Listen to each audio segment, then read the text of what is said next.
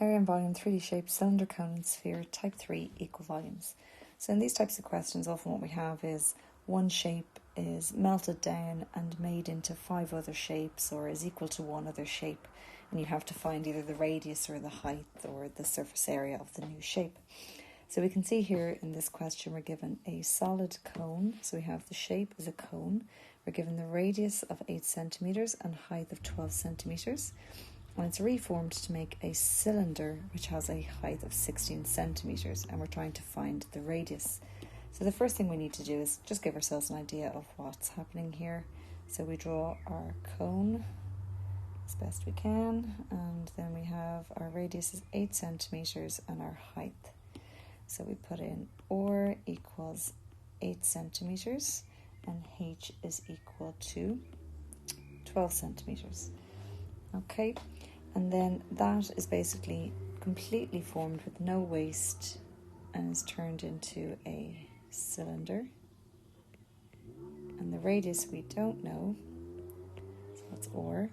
And then we have a height of 16 centimetres for the cylinder. So basically the volume of a cone is a third pi r squared h, again found on page 10 of your maths tables, must be equal to the volume of the cylinder, which is pi r squared h.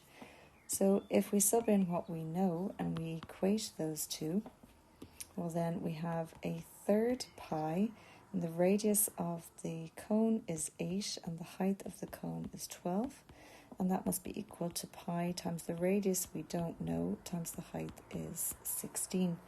So if I simplify the left there, we end up with pi divides into pi, and a third times 64 times 12 is 256, and r squared times 16 is just going to be 16 r squared.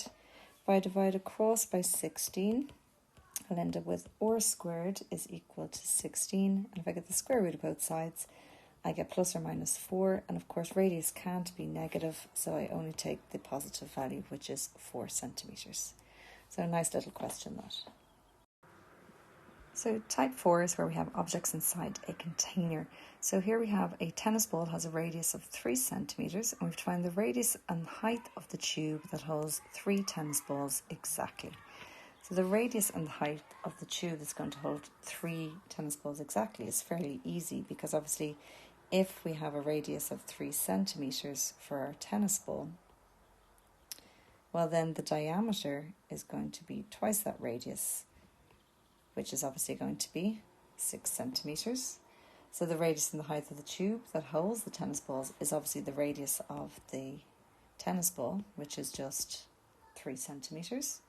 And then the height, well, the radius of the sphere obviously is going to go in all directions from the centre out. So therefore this is the diameter of the ball, which is obviously going to be 6 centimetres. And if the next one sits directly on top of that, that's also going to be 6 centimetres. And if the next one sits directly on top of that, again, each of them touching, that's also going to be 6 centimetres. So therefore the height is basically going to be 3 times 6 centimetres. In other words, the height of the tube holding exactly 3 tennis balls is 18 centimetres. Okay, so for the second part of the question then, we want to find the volume of the tube in terms of pi. So the volume of the tube is basically a cylinder, which is pi r squared h. And we know the radius and we know the height, so we literally just are subbing into the formula. So we have pi times the radius is 3 squared times the height is 18, and therefore we have 9 times 18 times pi gives us 162 pi, and of course we must make sure we include our units here, which is the volume of a cylinder, so it's going to be centimetres cubed. So for part 3 we have to find the fraction of the volume of the tube that is taken up by the 3 tennis balls. So basically we need to look at the volume of the 3 tennis balls and compare it to the volume of the tube. And if we go back, we can see we've just found the volume of the tube. So what we have to do now is find the volume of the 3 tennis balls. And the volume of a tennis ball is a sphere. So we have 4 over 3 pi r cubed, because it's a sphere. And of course we're going to have 3 of those. So we're going to have 3 times 4 over 3 times pi times the radius of the sphere was 3 centimeters. And if I multiply that out, I'm going to get 4 pi by 3 cubed, and that gives me 36 pi, or sorry, not 36, 1 is 36 pi, 108, I should say, for the 3 tennis balls there, centimeters cubed. Okay, so that's the volume occupied by the 3 balls. And if we get the fraction of the tube, well, it's going to be 108 pi over, if we go back, the volume of the tube was 162 pi. Pi will go into pi once, leaving us with a fraction occupied of 2/3. Which means that 1/3 is empty space. So for the last part then, it says find the percentage unoccupied by the tennis balls. So if the fraction occupied is 2/3, then the fraction unoccupied is equal to 1/3. And of course, if I want the percentage unoccupied, well, I multiply 1/3 times 100, which gives us 33.33% unoccupied. Type 5, liquids. So we're going to have a look at 2 examples here for this one. So I'm going to call this one A, and this is where we have a solid put into a liquid in a container, whereas the second one we'll look at a liquid being put into a container. So here we have a spherical metal ball of diameter 6 centimeters is submerged in water contained in a cylindrical vessel of diameter 20 centimeters, and we have to find the rise in the water level. So you might remember in junior cert science where you're trying to find the volume of a solid, and you're trying to find the volume of an irregular solid such as a stone, and you'd put it into the cylinder, and the rise in height would be equal to the volume of the stone. So that's exactly what we're doing here. There's no overflow, there's no displacement of the liquid from the surface of the cylinder, because the water's not filled to the top. So we don't have what's known as Archimedes' principle coming into play here. Because there's room for the liquid to rise, we say the increase in volume, or the increase in height of the liquid is due to the sphere taking up space. So basically the liquid will always take the shape of the container. So we'd say that the volume of the ball, which is a sphere, must equal the volume of the rise in the liquid. In other words, the volume of the liquid is in the shape of a cylinder.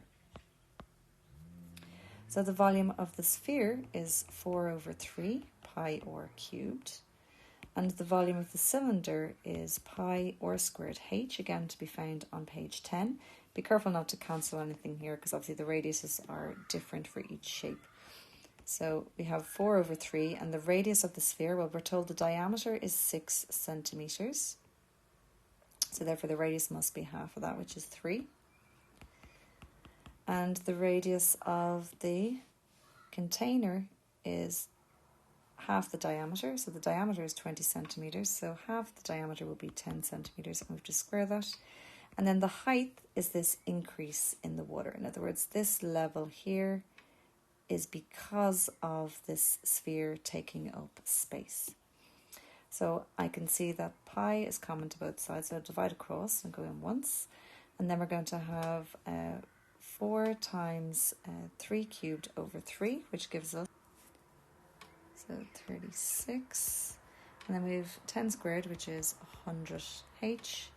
And therefore h must be equal to 36 divided by 100. And therefore that gives us 0.36 centimeters. So this is our rise in water level. Okay. So on page 106 in the revision exercise in question 2b, we have water flowing through a cylindrical pipe at a rate of 10 centimetres per second, and the diameter of the pipe is 7 centimetres. And we're told the water is poured into an empty rectangular tank, which has dimensions of 55 and width 20 centimetres. So we're asked, what is the depth of the water in the tank after 1 minute, given that pi is to be taken to be 3.14, and we have to give our answer correct to the nearest centimetre. Okay, so the first thing that we want to look at is the fact that we're given the rate of flow of the water, and that's 10 centimetres for every second that passes. So therefore, if we're looking at the volume of water in 1 second, well, the volume is taking on the container, which is a pipe, and that pipe is a cylinder, so that's V is equal to pi r squared h, and again page 10 in our maths tables. We have to take pi to be 3.14. Our radius of the pipe, well, if we look at the question, it was 7 centimetres, so that's the diameter, so the radius is going to be half that, so we have 3.5, and we're looking at it flowing through 10 centimetres in 1 second. So in other words, if the rate of flow is 10 centimetres for every second, then for 1 second it has travelled a distance of 10 centimetres. So the pipe would be 10 centimetres long. So if we looked and marked that in here, 10 centimetres would be for 1 second.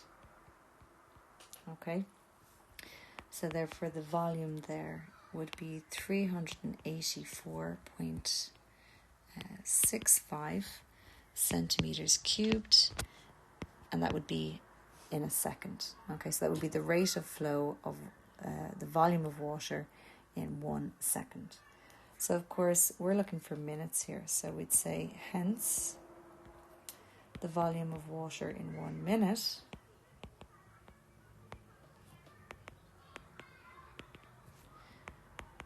well, we'd simply just take that answer and multiply it by 60, because there's 60 seconds in a minute.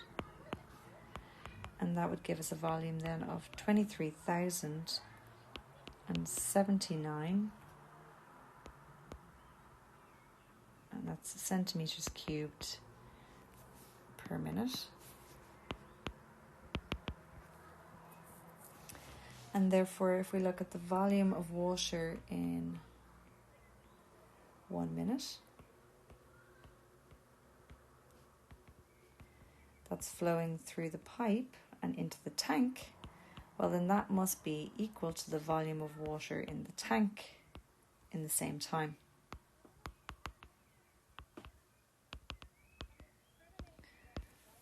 So obviously liquids take on the shape of their container, so therefore that shape of that container is going to be a cuboid.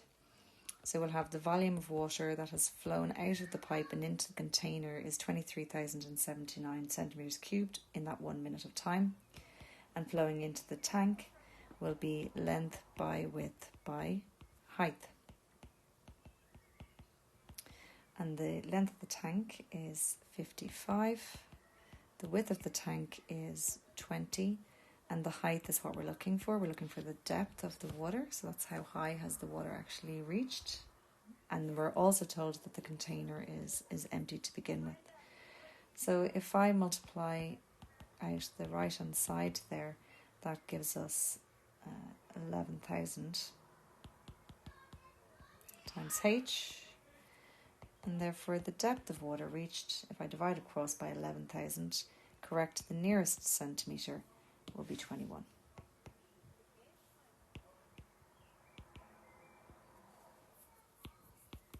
So that's the depth of our water in the tank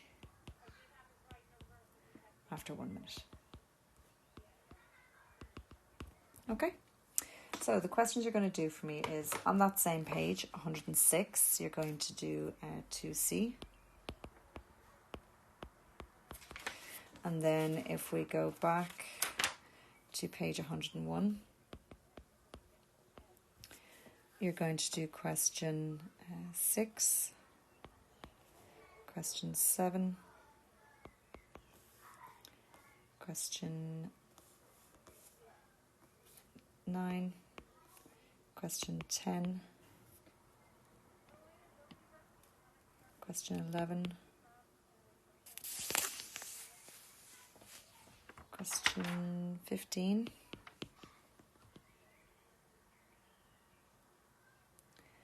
and question 21 is a really nice one. Okay, so that's on page 101 and 102. Question 6, 7, 9, 10, 11, 15 and 21. And then on page 106, question 2C, which is very similar to this example here.